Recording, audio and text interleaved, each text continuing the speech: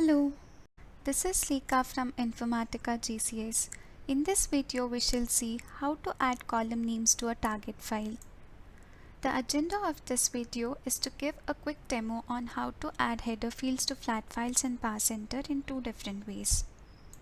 This is the simple mapping which I have created to extract employee data from a relational source and load it to a flat file target. This is the workflow which has been created with the session task. Basic configurations necessary for the workflow to run successfully have been made. When this workflow would be run, data would be loaded to a flat file target which would not contain the column names and make it hard for the user to quickly view the flat file and understand the data. I just started the workflow. The session has succeeded, and in the statistics here we can see that 3 rows were extracted from the source and 3 are loaded to the target.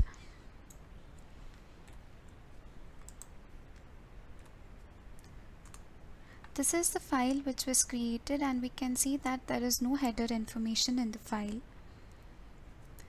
Adding header columns to a flat file to describe each field gives users the meaningful information to read the data. So now let us look at the two different ways how this could be achieved. One way of doing it is edit the session task, go to Mapping tab, click on the target instance. Under header options, we can see that no header is selected by default. Change it to output field names. This option takes the port names from the target transformation in Designer and adds them to the target file as is. However, this method results in a hash symbol appended to the beginning of the header.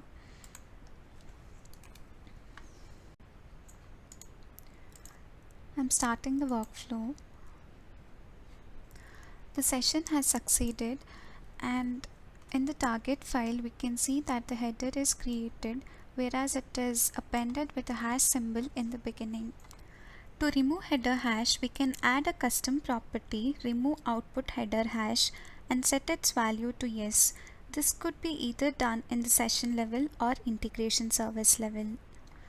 Edit the session, go to Config Object tab, and under Custom Properties, add the custom property, remove output header hash, and set its value to yes.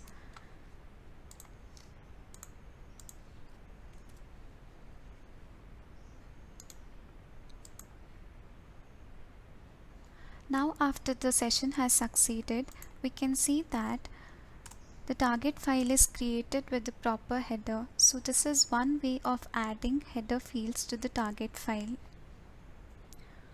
Another way of doing it is under header options, instead of output field names, select use header command output and provide the header command.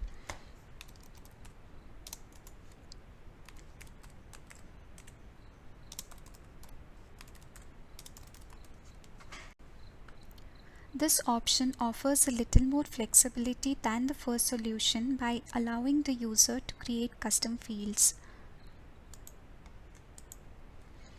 And with this option, we no longer need this custom property.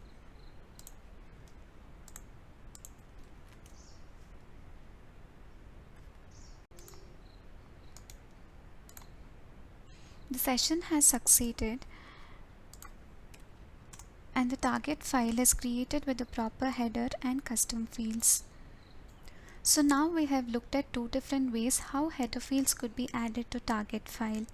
One way of achieving it is under header options, select output field names and make use of the custom property remove output header hash to remove the hash symbol. And another way of achieving it is by making use of header command output option. I hope the video was useful. Refer to the following knowledge base article for more information. We would love to hear from you. Please write to us for any suggestion. Thank you.